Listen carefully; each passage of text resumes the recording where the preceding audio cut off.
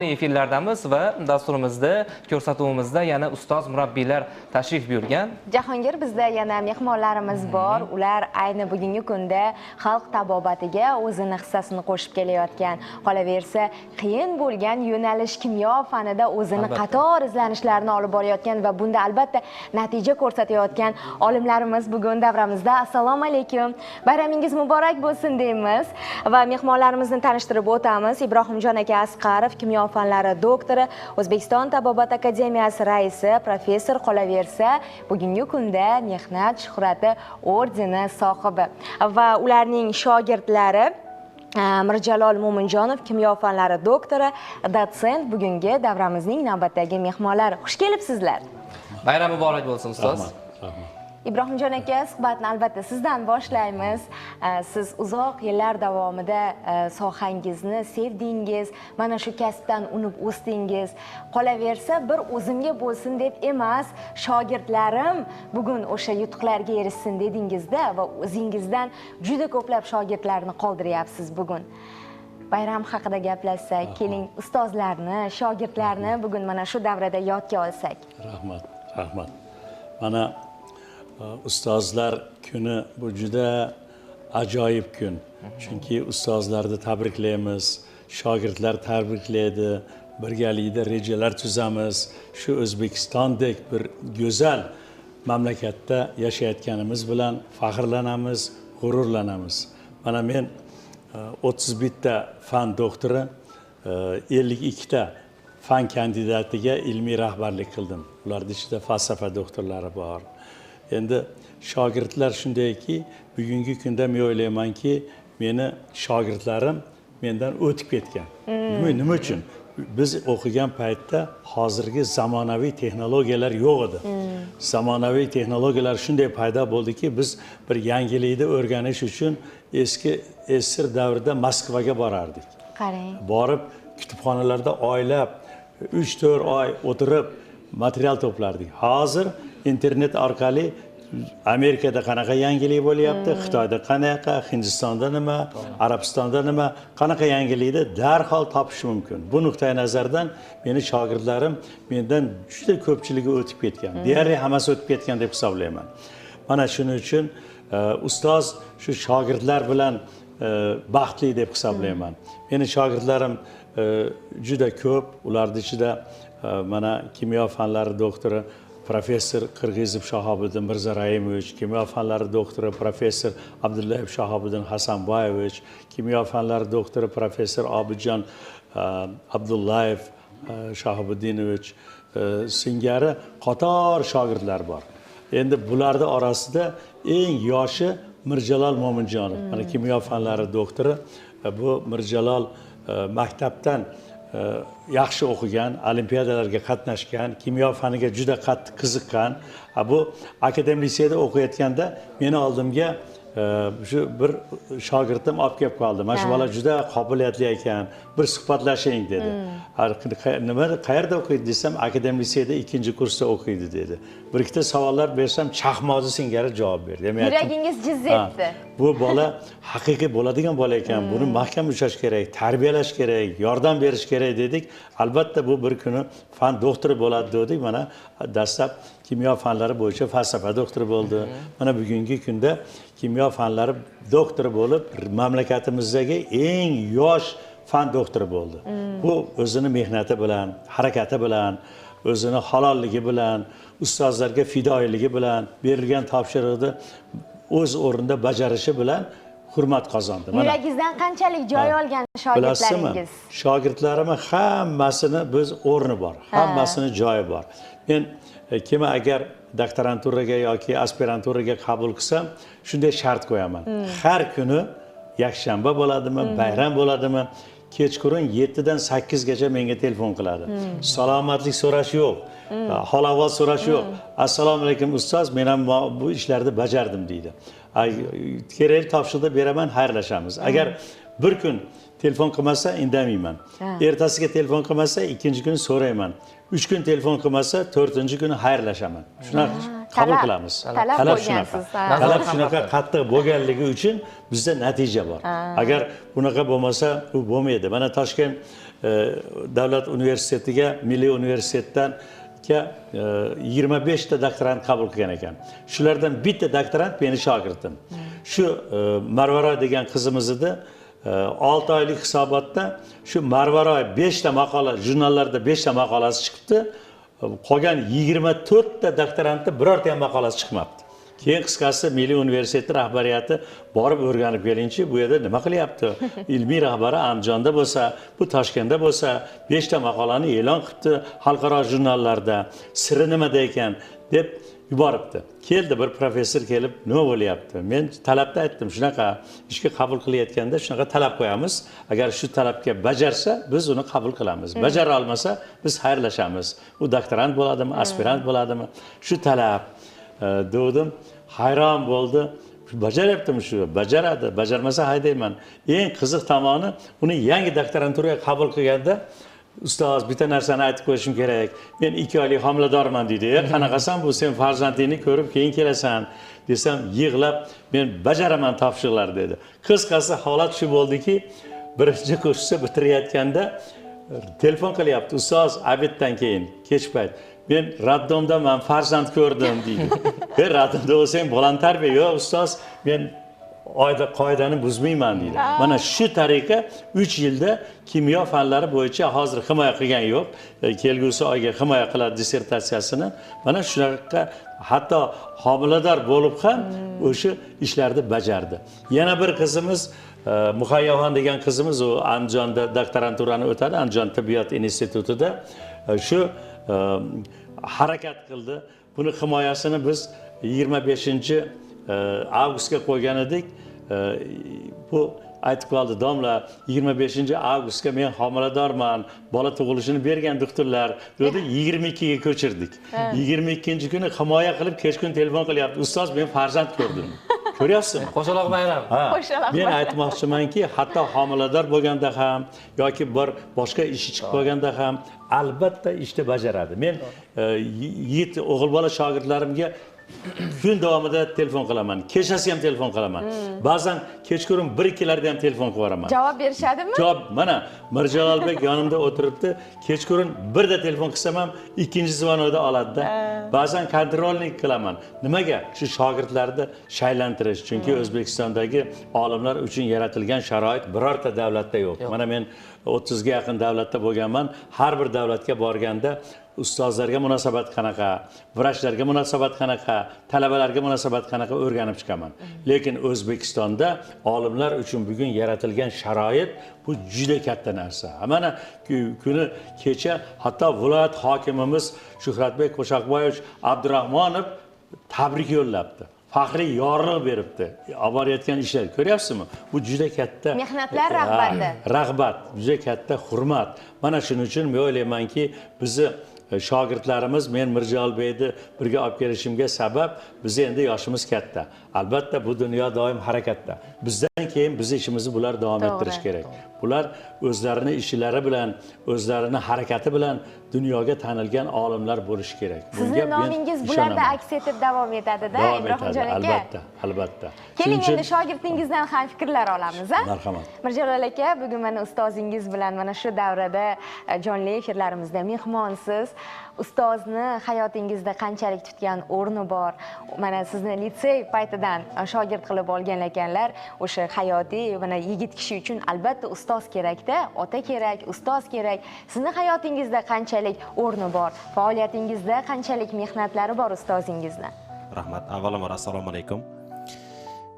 Meni nazarimda har bir insonni ustoz hayotida o'rin egallagan eng muhim shaxslardan biri deb hisoblayman. U qanday kasbni egallashdan qat'iy nazar, albatta hayotida u uchun muhim bo'lgan, alohida o'rin egallagan bir ustozi bo'lish kerak. Meni ham mana shu ustozim, O'zbekistonda xizmat ko'rsatgan ixtirochi, O'zbekiston Tavbat akademiyasining raisi, kimyo fanlari doktori professor Asqarov Ibrohim Rahmonovich hayotimni muhim egallagan ustozim hisoblanadi. Sababi mana shu ustozga ilk bor shogird bo'lib tushganimdanoq ustozdan faqat yaxshiliklarni o'rganganman. Nafaqat ilm sohasida, balki hayotiy sohada. Bir insonga shogird tushsa, u ustozni xatti-harakatlarini, ma'lum bir situatsiyalardagi u o'sha vaziyatdan chiqayotgan yo'llarini, hayotda tutayotgan yo'llarini, hamma narsasini o'rganishni boshlaydi. Ya'ni qo'sh tirnoq ichida shogird ustozni fikrlarini, yaxshiliklarini o'g'irlaydigan o'g'ri bo'ladi. Ustozdan shu paytgacha kuzatganlarimdan ma'lum bo'ldiki, ustozda juda ham ko'p yaxshi sifatlar bor. Xalqimizda bir gap bor. Ustoz otangdek ulug'. Nima uchun otangdek deyilgan? Chunki ota-ona farzandni dunyoga kelishiga sabab bo'ladigan bo'lsa, ya'ni yer yuziga tushishiga sabab bo'ladigan bo'lsa, ustoz ana shu shogirdni yuqoriga ko'tarilishiga, ya'ni martabasi ko'tarilishiga sabab bo'ladi. Shuning uchun ikkalasini vazifasi bir xil bo'lganligi uchun ustoz otangdek ulug' deyiladi, meni nazarimda. Ustozimiz juda ham serqirra insonlar. Har bir harakatlaridan, gaplaridan, yurish-turishlaridan, hamma narsasidan o'rnak olgimiz keladi. Ustozni ayrim xususiyatlaridan biri mana kamtarligi ustozni. Alohida o'rin olish kerak bo'lgan eng muhim jihatlardan biri deb hisoblayman. Mana hozir ham ustoz aytayapti, shogirdlarim mendan o'tib ketgan deyapti. Qanday qilib shunday buyuk insondan o'tib ketish mumkin? Hozir ustozni oldida o'tirish ham biz uchun juda katta sharaf. Shuning uchun bu kamtarlik bilan aytilgan gaplar. Ikkinchisi ustozni shogirdparvarligi. O'zlarini farzandlaridek, balki farzandlaridan-da ziyoda ko'rishlari. Ustozni hozir birga kelgan men bitta shogirdi bo'lsam, ustozni yuzlab shogirdi bo'ladigan bo'lsa, har bir shogirdini qalbida bitta o'y bor. Men ustozni eng yaqin shogirdi bo'lsam kerak degan o'y bor. Sababi har bir shogirdiga qanday munosabat qilish kerakligini, qaysi gapni gapirish kerakligini, ya'ni insonga o'sha insonga yoqadigan, insonga mos gapni topib gapirish san'ati ham bu juda ham katta mahorat deb bilaman. Ustozda xuddi shunday mahorat ham bor. Shogirdlarini o'zini farzandlaridek ko'rib, har qanday muammo, misol uchun bir inson ilmiy tadqiqot o'tkazmoqchi bo'lsa, aytaylik, kimyo fanlari bo'yicha falsafa doktori yoki fan doktori bo'lmoqchi bo'lsa, 0 dan boshlab 100 gacha qadam bo'ladigan bo'lsa, 0 dan boshlab 100 gacha qiyosiy qilib aytganda ustoz yelkasida ko'tarib olib o'tadi. Uni u yo'lda cho'ng'irlari bo'ladi, chuqurlari bo'ladi, qiyinchiliklari bo'ladi, mashaqqatlari bo'ladi. Shu mashaqqatlardan hammasidan olib o'tadi. Tovoni teshilsa ham Albatta. Qanaqa muammo bo'lsa o'ziga oladi. Qayerdadir muammo kelib qoladigan bo'lsa, shogirdini bu meni shogirdim. Men hal qilaman muammoni deydi. Bunaqa xususiyat men o'ylaymanki, respublikada hali unaqa hech qaysi insonda men ko'rmadim. Shuning uchun men ustozimni mana shunday Asqarov Ibrohim Rahmonovichdek ustozga shogird bo'lganim bilan, mana shu inson bilan bir zamonda yashaganim bilan, bir havoda nafas olayotganim bilan, mana shu yonida o'tirganim bilan men dunyodagi eng baxtli inson deb hisoblayman o'zimni. Boshqa shogirdlar ham xuddi shunday hisoblaydi. Ustozni ba'zi shogirdlar bor, ko'ramiz boshqa jamoalarda, ustozi topshiriq berishidan qochib yuradi. Nimaga? Chunki ustoz shogirdini qalbidan joy olmagan. Biz ustozni topshiriq berishini kutib yashaymiz. Qachon ustoz bizga topshiriq berar ekan, shu topshiriqni bajarsam zo'r bo'lardi degan o'y bilan yuramiz. Tezroq o'sha topshiriqni men qilib kelay deysiz. Albatta, men qilayin, shu topshiriqni men bajarayin, toki ustoz xursand bo'lsin. Ustoz shundan quvonsin. Qanchalik quvontirsak, ustozni agar umrini 1 sekundga bo'lsa ham agar shu quvonch oldinga suradigan bo'lsa, biz maraga yetdik hisob. Hamma shogirdlari 100 dan ortiq shogirdlar bo'ladigan bo'lsa, hamma shogirdlar xuddi shunaqa harakat qiladi. Kim o'zarga bo'ladi bu narsa. Ochig'ini aytganda. Endi respublikada xuddi mana shunaqa kim o'zarga ustozini xursand qilishga harakat qiladigan shogirdlarni men juda ham kam sonlilarini bilaman. Va bunaqa ustozlarni ham kam sonlilarini bilaman. To'g'ri. Agar yer yuzida kimgadir agar ishonish kerak bo'lsa, kimgadir agar orqadan yurish kerak bo'lsa, kimnidir hayotidan o'rnak bo'lish kerak bo'lsa, men o'ylardim shu ustozimni hayotidan o'rnak olishni xohlayman. Hozirgi kunda meni idealimdagi shaxs bu meni ustozim Asqarov Ibrohim Rahmonovich bo'ladi. Ulg'aysam shu ustozga o'xshasam degan fikr bilan, o'y bilan yashayman har doim. Doimiy ustozni bir qanaqadir bir topshiriqlarini bajarib, qandaydir bir yumush bersa shuni bajarib, endi bitta narsa bor. Bu berilgan topshiriqlar ustoz uchun emas. Aslida o'sha shogirdning yuksalishi uchun berilgan topshiriq bo'ladi. Men bugun oldimga bitta maqola yozaman deb oldimga maqsad qo'ysam, shu maqolani bir haftada yozishni rejalashtiraman. Lekin ustoz shu maqolani bir haftada emas, 3 kunda chiqishini xohlaydilar. U ustozning maqolalari, ilmiy ishlari 2000 dan ortiq. Lekin u maqola men uchun kerak, meni kelajagim uchun kerak, lekin meni kelajagim uchun ustoz mendan-da ko'proq qayg'uradi. Bunaqa ustozlar menimcha yer yuzida ham kam bo'lsa kerak. Ibrohimjon aka, bu sizga Judayam chiroyli aytilayotgan ta'riflar sharaf. aytildi. Mehnatlaringizni ko'z o'ngimizda rag'batida ustoz mana shogird sizdan shunchalik faxrlanib meni idealimdagi inson deyishi. Mana shu ko'p shogirdlaringiz borda 100 dan ortiq. Shularga mehrni baravar berishni, ko'ngillarini baravar olishni, vaqti kelsa tanbehni ham berishni, nima deydi, neytralini qanday ushlab turasiz? Adashib ketib qolmaysizmi? Men bularda shogirdlarimga ba'zan qattiq deyvaraman, talabni oshiqcha qo'yvaraman.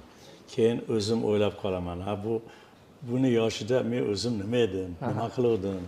Bunaqa emas edimu, bunaqa talabni bajara olmasdimu. Yana kamtarlik qilyaptilar. O'ylab qolaman. Lekin meni shogirdlarim ichida hammasi ham bir-biridan a'lo, bir-biridan ustun.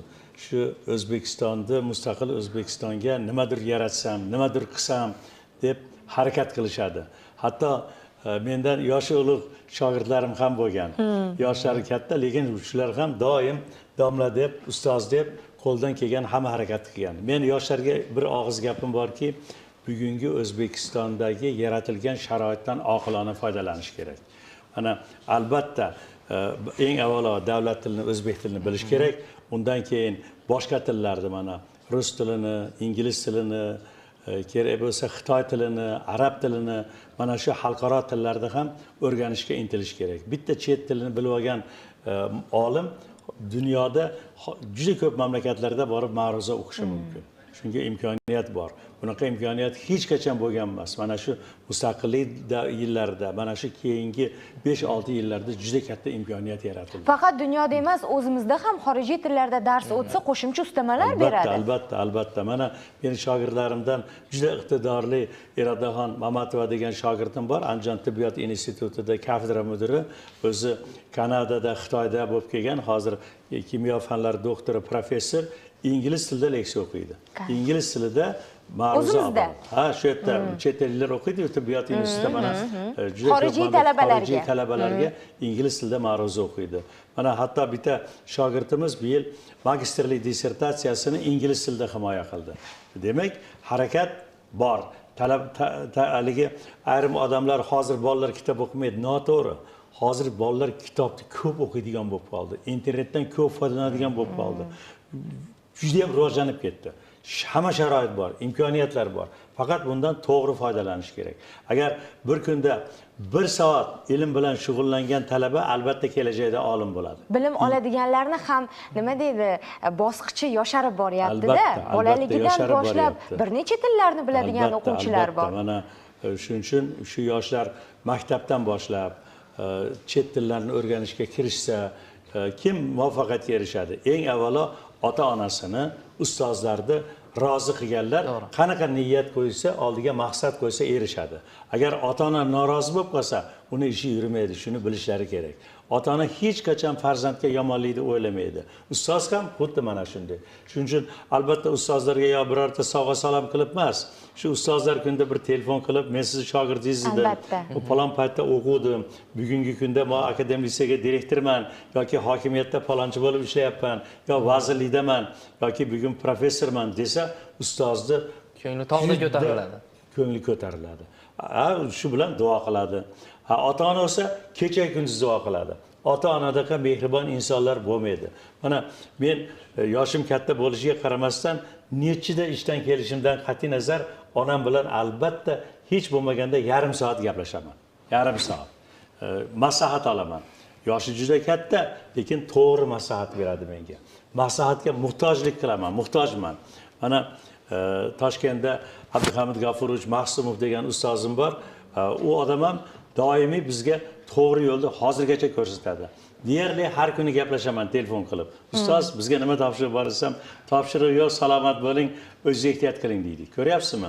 Shuning uchun ustoz, shogird, ota-ona aytaylik bir bo'lganda har qanday odam shu mana Mirjalbek erishgan yutuqlarga erishishi mumkin. Bu oson gap emas, 37 million aholining ichida eng yosh fan doktori bo'lish. Barcha fanlar ichida, faqat kimyo fani ichida emas. Kimyo juda ham murakkab fan. Bu murakkab fanni egallab undan fan doktori darajasiga ko'tarilish bu juda ham murakkab narsa. Rahmat deymiz sizga bugungi tashrif uchun va bugun sizni mana shu bayram bilan yana bir bor chin qalbimizdan qutlaymiz. Ardog'imizda siz har doim siz kabi mana shunday qahramonlarimiz zamonamizni mana shunday nima deydi insoniylik fazilatlariga ega bo'lgan mana shunday ustozlari bor bo'lsin deymiz. Sizni ham tabriklaymiz Mirjalol aka bugungi bayram bilan.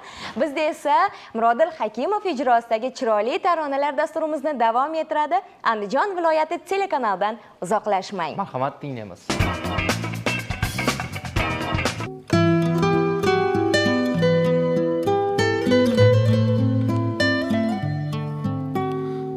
Zulmatda shamchiroq dilni yoritar, ilm har lahzada bizga kor etar. Intilganga doim tole yor etar, ko'zim olisdadir, qo'limda sozim. Baxtimga bor bo'ling aziz ustozim, ko'zim olisdadir, qo'limda sozim. Baxtimga bor bo'ling aziz ustozim.